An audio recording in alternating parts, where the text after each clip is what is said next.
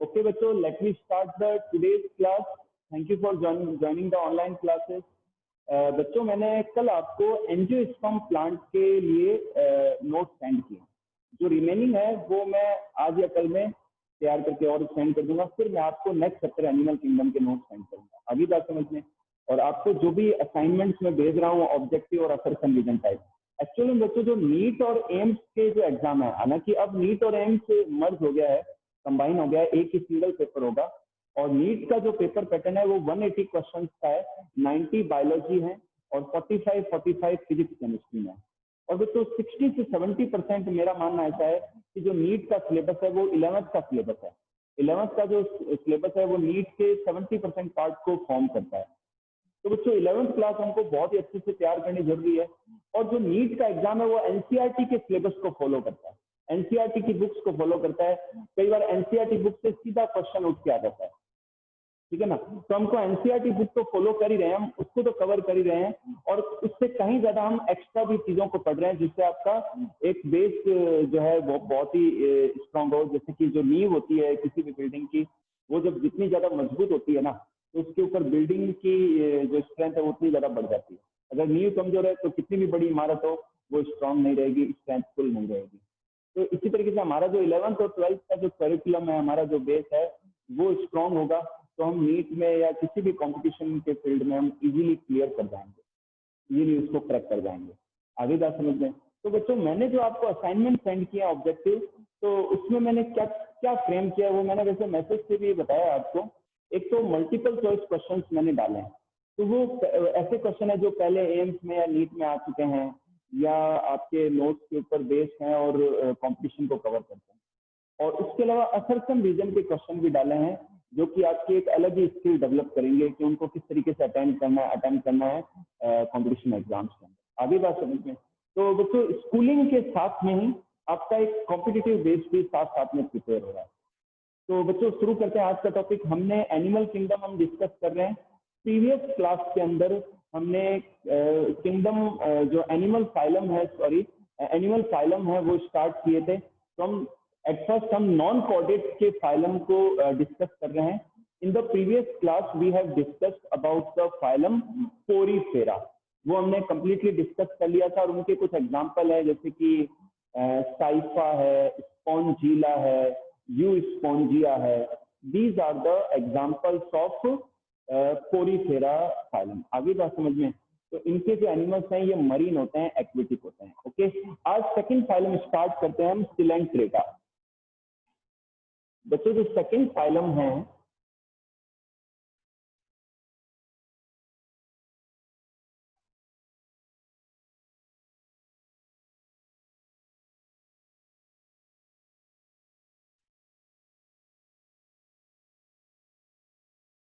Coelenterata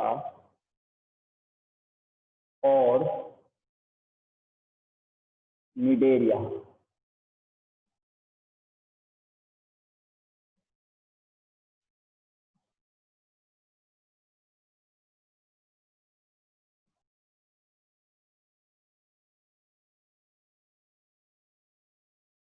Coelenterata और Cnidaria, ठीक है ना बच्चों। ये सेकंड फाइलम है नॉन कॉर्डेट का। आगे बात समझ में। और इनकी जो बॉडी होती है सिलेंड्रिकल होती है। आगे बात समझ में। ये एक्वेटिक होते हैं, ये सी वाटर में, मरीन वाटर में पाए जाते हैं। आगे बात समझ में। और इनमें जो सिमेट्री है वो रेडियल सिमेट्री पाई जाती है, रेडियल सिमेट्री इनमें देखने को मिलती है। आगे बात समझ में। और इनमें बच्चों टिश्यू लेवल का ऑर्गेनाइजेशन होता है, इनमें टिश्यू लेवल का ऑर्गेनाइजेशन पाया जाता है। और ये डिप्लोब्लास्टिक होते हैं। ये क्या होता है? डिप्लोब्लास्टिक होते हैं। इनमें एक्टोडर्म और एंडोडर्म पाई जाती है। इनकी जो आउटर जो डर्म है वो एपिडर्मिस होगी, इनकी जो आउटर डर्म है वो एपिडर्मिस होगी। और जो इनर डर्म है उसे हम गैस्ट्रोडर्मिस कहते हैं। आगे बात समझ में। और आउटर डर्म यानी कि एपिडर्मिस और गैस्ट्रोडर्मिस के बीच का जो पार्ट है उसे हम मीजोग्लिया कहते हैं। क्या कहते हैं? मीजोग्लिया कहते हैं। जिसके अंदर डिफरेंट टाइप, जिसके अंदर क्या जिलेटिनस सब्सटेंसेस पाए जाते हैं। और इनमें बच्चों एक प्रिमिटिव नर्वस सिस्टम पाया जाता है, एक सिंपल टाइप का नर्वस सिस्टम, न्यूरॉन्स पाई जाती हैं। आगे बात समझ में। और ठीक है ना, तो ये पहले ऐसे एनिमल है जिनके अंदर नर्वस सिस्टम या न्यूरॉन्स पाई जाती हैं। और अगर मैं बात करूँ इनमें सिलोमेटा होते नहीं है, सिलोम होती है क्योंकि डिप्लोप्लास्टिक है तो सिलोम नहीं होती इनमें। और इसके अलावा ये मोस्टली मैंने बताया आपको कि एक्वेटिक होते हैं। इनके अंदर बच्चों डिफेंस के लिए इनकी जो डर्मिस है उसके अंदर एक स्पेशल सेल पाई जाती है जिसे हम कहते हैं नीडोब्लास्ट सेल। ये नीडोब्लास्ट सेल्स क्या होती है कि जब भी अटैक करना होता है या डिफेंस करना होता है तब ये रिट्रेक्टाइल होती है, बाहर एमर्ज होती है और अटैक कर देती है, ठीक है ना, पैरालाइज कर देती है जो जो प्रीडेटर एनिमल है जो उसको पास में आ रहा है। तो उसको ये क्या कर देते हैं, नेस्टिक एक क्या कहते हैं नेस्टिसिटी कॉज करते हैं। तो उसकी वजह से क्या है कि एक उसमें एक स्पेशल केमिकल रिलीज होता है जिससे जो दूसरा प्रीडेटर एनिमल है वो पैरालाइज हो जाता है। अभी बात समझ में। इसके अलावा इनमें एक सिंगल जो कैविटी होती है तो इसे हम क्या कहते हैं, गैस्ट्रिक कैविटी कहते हैं, डाइजेस्टिव कैविटी या गैस्ट्रिक कैविटी कहते हैं। और जो होलो कैविटी है सिलेंट्रेट की उसे हम सिलेंट्रोन कहते हैं। क्या कहते हैं, सिलेंट्रोन कहते हैं। आगे बात समझ में। और इनमें बच्चों एक ही माउथ है, एक ही पोर है जो माउथ का भी काम कर रहा है और वेस्ट को बाहर रिलीज करने का भी काम करता है। और बच्चों मैं नीडोब्लास्ट सेल्स की स्ट्रक्चर भी बनाने वाला हूँ अभी। और इसके अलावा इनमें जो एक्सक्रीशन है वो बॉडी सरफेस से होता है डिफ्यूजन के द्वारा, और जो रेस्पिरेशन है वो भी बॉडी सरफेस से होता है डिफ्यूजन के द्वारा। ये सारे फीचर्स हैं इनमें, बॉडी सरफेस से डिफ्यूजन के द्वारा रेस्पिरेशन और एक्सक्रीशन दोनों पॉसिबल होते हैं। आगे बात समझ में। अगर मैं बच्चों इनमें बात करूँ रिप्रोडक्शन की तो इनमें ए सेक्सुअल रिप्रोडक्शन पाया जाता है बडिंग के द्वारा, बड फॉर्मेशन के द्वारा इनमें ए सेक्सुअल रिप्रोडक्शन होता है। इसके अलावा इनमें जो सेक्सुअल रिप्रोडक्शन है इन सेक्सुअल रिप्रोडक्शन के लिए इनमें गोनेट्स पाए जाते हैं, जेनाइटल ऑर्गन पाए जाते हैं जिनमें डक्ट्स नहीं होती। आगे बात समझ में। और इनमें जो फर्टिलाइजेशन है वो एक्सटर्नल देखने को मिलता है। आगे बात समझ में। अब मैं एक और बात कहना चाहूंगा कि इनके अंदर हम रिप्रोडक्शन, हाँ इनके अंदर बच्चों स्ट्रक्चर की बात करें तो इनकी कुछ स्ट्रक्चर इस तरीके से होती है।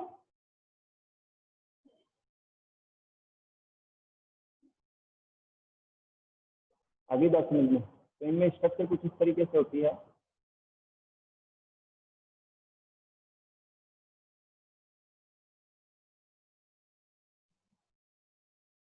आगे बात समझ में। तो इसका जो ये पार्ट है ये पॉलिप कहलाता है। क्या कहलाता है, ये पार्ट जो है पॉलिप कहलाता है और ये मेडुसा कहलाता है। क्या कहलाता है बेटा, ये मेडुसा कहलाता है। आगे बात समझ में।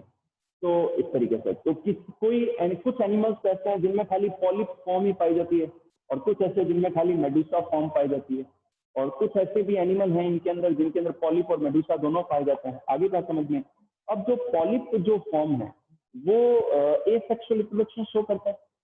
आगे बात समझ में। और जो मेडुसा फॉर्म है इनमें गोनेट्स पाए जाते हैं, जेनेटल ऑर्गन पाए जाते हैं, तो ये सेक्सुअल रिप्रोडक्शन शो करते हैं। आगे बात समझ में। तो रिप्रोडक्शन मैंने आपको बताया कि इनमें एक्सटर्नल फर्टिलाइजेशन होता है और इनमें एक लार्वा स्टेज पाई जाती है। तो सिलेंट्रेटा के अंदर जो लार्वा स्टेज है उसका नाम है प्लेनुला। कौन सी स्टेज है बेटा, प्लेनुला लार्वा स्टेज पाई जाती है।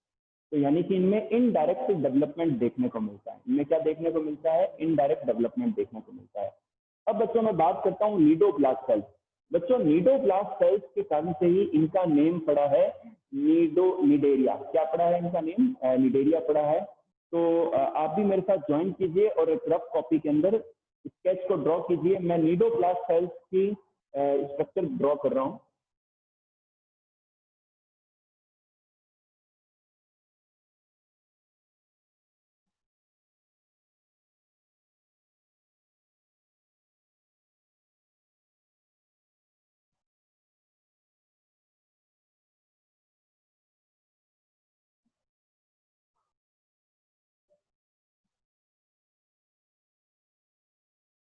इस तरीके से नीडोब्लास्ट सेल्स की स्ट्रक्चर होती है।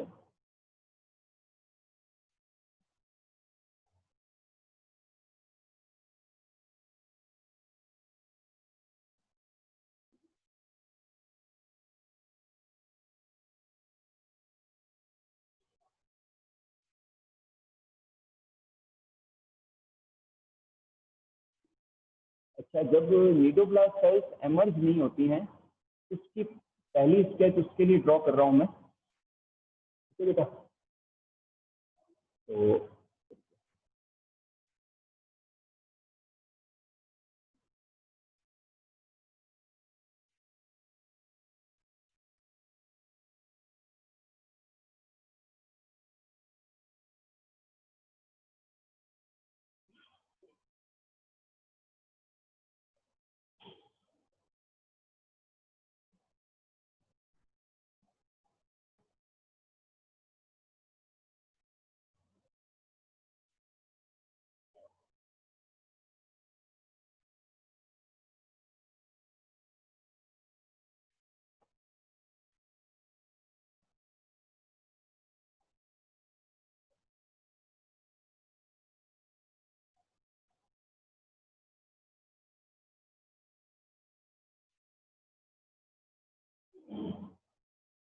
कुछ इस तरीके से बच्चों जो है स्ट्रक्चर होती है।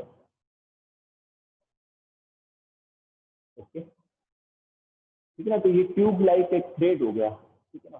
तो ये क्या करता है कि ना जो भी दूसरा कोई प्रे आता है, अभी बात समझना, तो उसके चारों ओर ये क्या है, कॉइल हो जाता है और उसको हिप्नोटाइज कर देता है, उसको मॉस्टिसिटी की वजह से वो पैरालाइज हो जाता है। आगे बात समझना।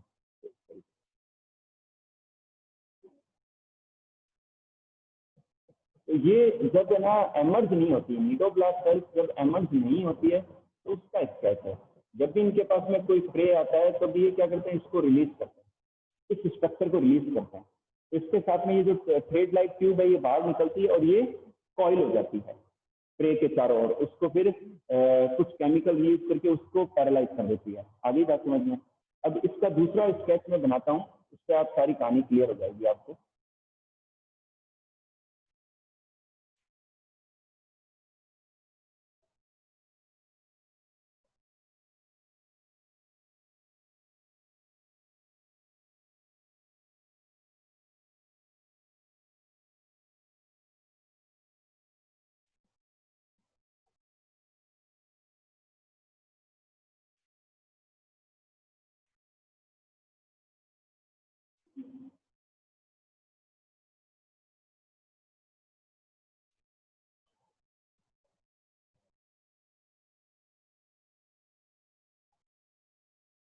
कुछ इस तरीके से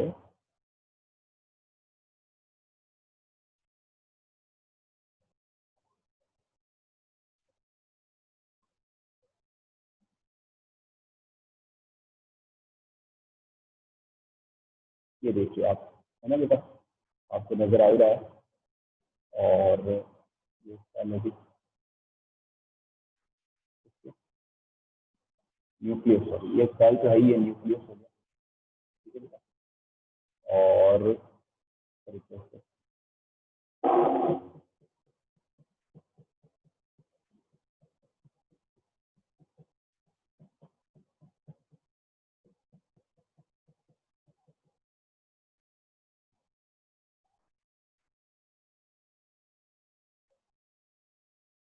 इस तरीके से, ठीक है बेटा।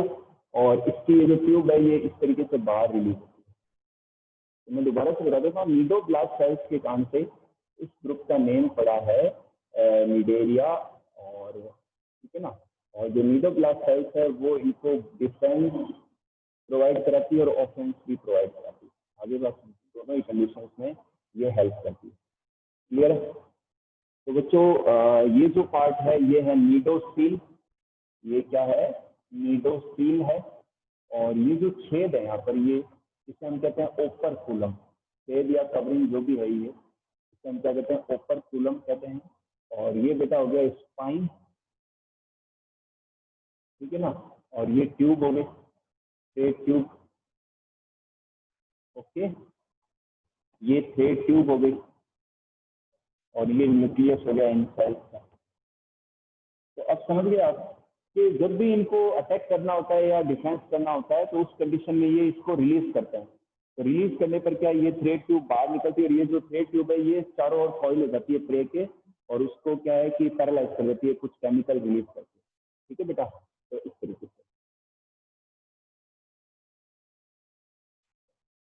ठीक है, ये भी निडोफिल, ये ओपर्कुलम, ये स्पाइन हो गया और ये थ्रेड ट्यूब हो गया। क्लियर होगी बात? तो ये स्केच है नीडोब्लास्ट सेल का। इसका स्केच है बच्चों नीडोब्लास्ट सेल का।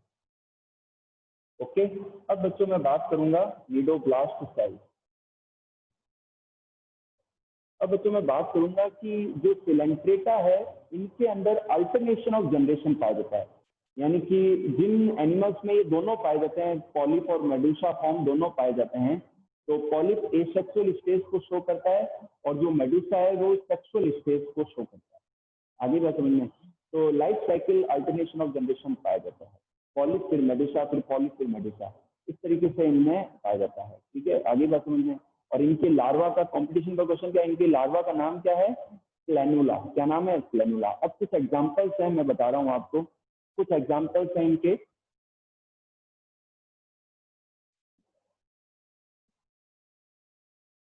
एग्जांपल्स लेते हैं बच्चों इनके, आप समझ जाएंगे, काफी सुन रखा है एग्जांपल्स। एक तो हाइड्रा, हाइड्रा इनका एग्जांपल है, आगे बात समझ में।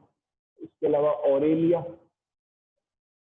ठीक है ना, ऑरेलिया भी इनका एग्जांपल है। ठीक है ना, तो ये कुछ एग्जांपल मैंने बताए हैं आपको। नेक्स्ट लेते हैं हम, नेक्स्ट फाइलम लेते हैं बेटा टीनोफोरा। जो नेक्स्ट फाइलम है वो है टीनोफोरा।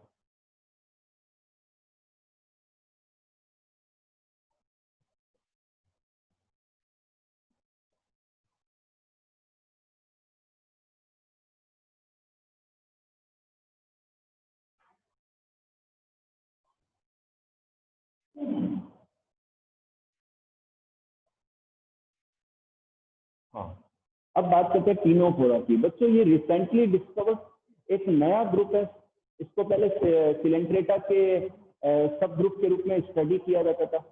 अब थोड़ा सा इनमें डिफरेंसेस देखने को मिल रहे हैं, तो इसलिए इनको क्या है, अलग से ग्रुप बना दिया टीनोफोरा। आगे बात समझ में? तो बच्चों ये जो एनिमल है इनकी बॉडी स्पेरिकल होती है, ओवल होती है। आगे बात समझ में? इनकी बॉडी, और ये मरीन वाटर या सी वाटर के अंदर पाए जाते हैं। ओके, और ये डिप्लोब्लास्टिक होते हैं। ये क्या होता है? डिप्लोब्लास्टिक होते हैं। इनमें एक्टोडर्म और एंडोडर्म दो जर्म लेयर्स पाई जाती हैं। आगे बात समझ में? और फिर बात करते हैं, इनमें टिश्यू लेवल का ऑर्गेनाइजेशन पाया जाता है। ठीक है ना, इसमें माउथ पार्ट पाया जाता है, एक तो ऑरल पार्ट हो गया, और एक दूसरी अपोजिट साइड में भी एक और पोर होता है। इनमें बच्चों नर्वस सिस्टम पाया जाता है, नर्व फैली हुई पाई जाती है। इनकी जो स्किन है, स्किन के जस्ट नीचे कॉम्ब प्लेट्स पाई जाती है। क्या पाई जाती है? Comb plate.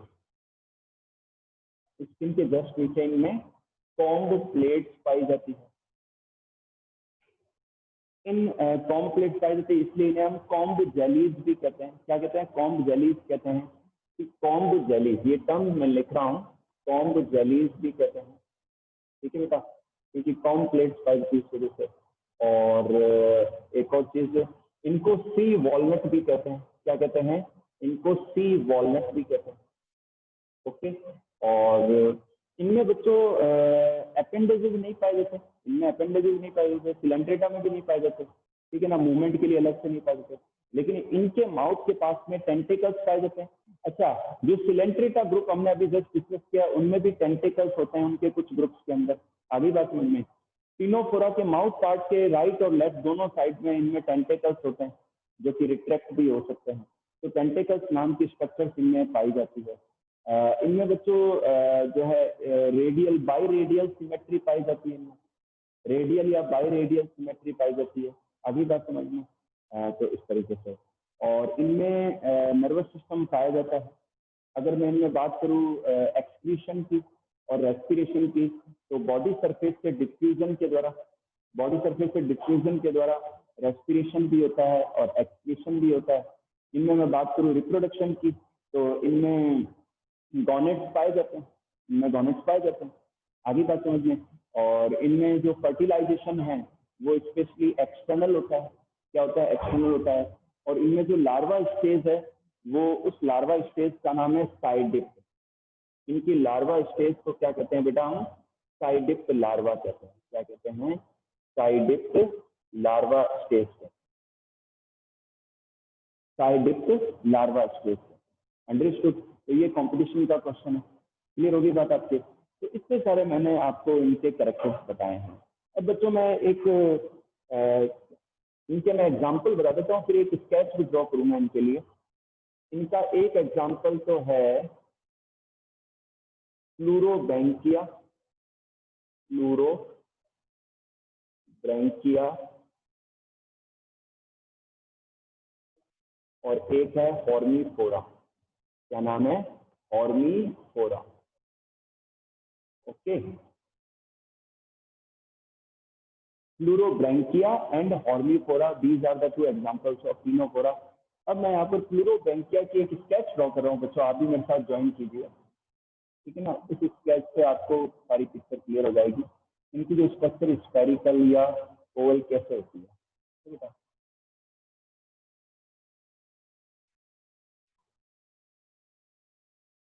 और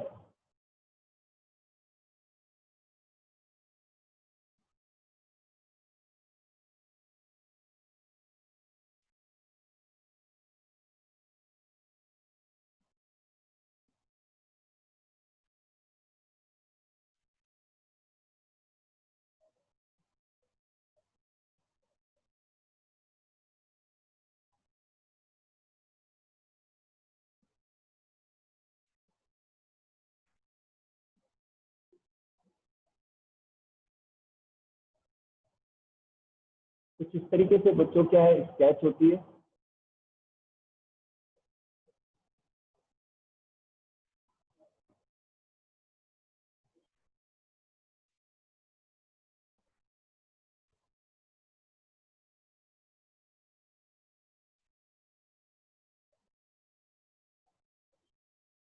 ओके, इस तरीके से इनकी स्केच होती है।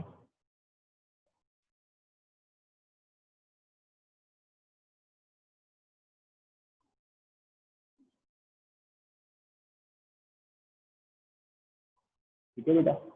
और यहाँ से क्या है कि टेंटेकल्स जो है इनमें रिलीज होता है। ओके,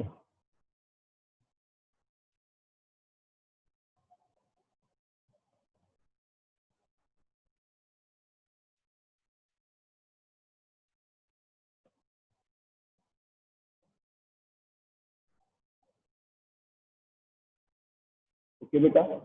और यहाँ से जो है इनमें टेंटेकल्स रिलीज होता है, ये इस तरीके से।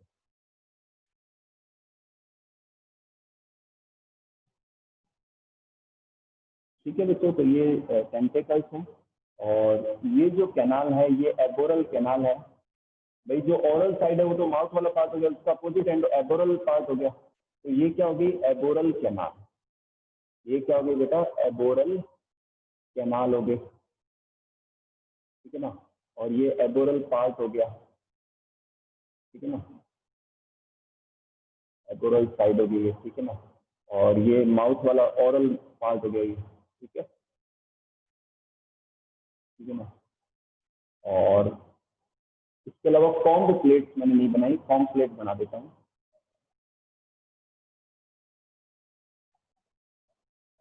इस तरीके से इनमें कॉम्ब प्लेट्स पाई जाती है।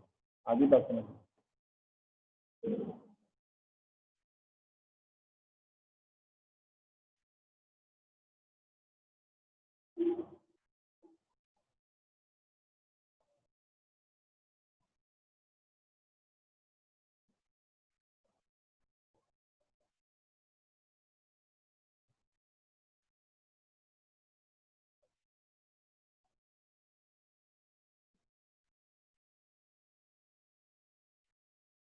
तो ये बच्चों कॉम्ब प्लेट्स हैं जो इन एनिमल्स में पाई जाती हैं। ये क्या पाई जाती हैं? Comb plate. ओके। और इनमें बच्चों बायोल्यूमिनिसेंस यानी कि सी वाटर में चमक उत्पन्न करते हैं, लाइट एमिट करते हैं। ओके, तो इनमें बायोल्यूमिनिसेंस भी देखने को मिलता है। ये लाइट एमिट करते हुए एनिमल है। आगे बात समझिए, तो ये टेंटेकल्स है। तो बच्चों ये स्केच है फ्लूरोब्रैंकिया की। आगे बात समझिए। और आपको मैं समझता हूँ कि आपको इनकी जो स्ट्रक्चर है वो समझ में आई होगी। ओके, तो आप देख लीजिए। फिर हम नेक्स्ट, ये ओरल पार्ट हो गया, ये एबोरल पार्ट हो गया, ये एबोरल कैनाल है, ये टेंटेकल्स है, ये कॉम्ब प्लेट है। अंडरस्टूड? तो ये स्केच है फ्लोरोब्रांचिया।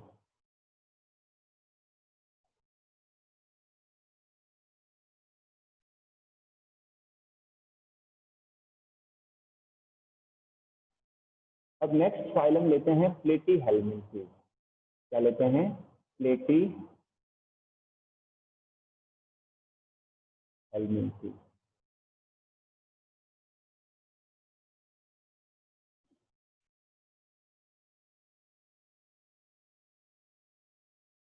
अच्छा दोस्तों मैं बता दूं, टीनोफोरा का जो लार्वा है, जो टीनोफोरा का जो लार्वा है, उस लार्वा का नेम है साइडिप्ट। क्या नाम है बेटा? साइडिप्ट लार्वा। टीनोफोरा का जो लार्वा स्टेज है उसका क्या नाम है? साइडिप्ट लार्वा। ये कॉम्पिटिशन का क्वेश्चन है, स्पेलिंग भी मैंने बता दिया आपको। नेक्स्ट फाइलम स्टार्ट करते हैं प्लेटी हेलमिंथेस। बच्चों प्लेटी हेलमिंथेस में जो प्लेटी है इसका मीन होता है फ्लैट। प्लेटी का मीन क्या होता है? फ्लैट। और जो हेलमिंथ है, हेलमिंथ का मीन होता है वर्म। हेलमिंथ का मीन होता है वर्म। आगे बात समझ में? तो ये फ्लैट वर्म्स होते हैं। ये क्या होता है? फ्लैट वर्म्स होते हैं, डॉर्सो वेंट्रल होते हैं। सबसे होते हैं फ्लैट होते हैं और ये डॉर्सो वेंट्रल होते हैं। आगे बात समझ में? और इनमें जो है ऑर्गन सिस्टम लेवल का ऑर्गेनाइजेशन होता है। ये ट्रिप्लोब्लास्टिक होते हैं। ये क्या होते हैं बेटा? ट्रिप्लोब्लास्टिक होते हैं। इनमें मीजोडर्म भी डेवलप हो जाती है, 3 जर्म लेयर्स डेवलप हो जाती है। और इनमें जो है कंप्लीट डाइजेस्टिव सिस्टम नहीं होता, इनमें इनकम्प्लीट डाइजेस्टिव सिस्टम पाया जाता है। एक तरफ माउथ होता है और वही एनएस का काम करता है, तो इनकम्प्लीट डाइजेस्टिव ट्रैक्ट होता है इनका। आगे बात समझ में? और इनमें नर्वस सिस्टम पाया जाता है। इनके एंटीरियर पार्ट में हेड का फॉर्मेशन हो जाता है, ब्रेन का फॉर्मेशन हो जाता है, फिर उनसे नर्व्स निकलती है। आगे बात समझ में?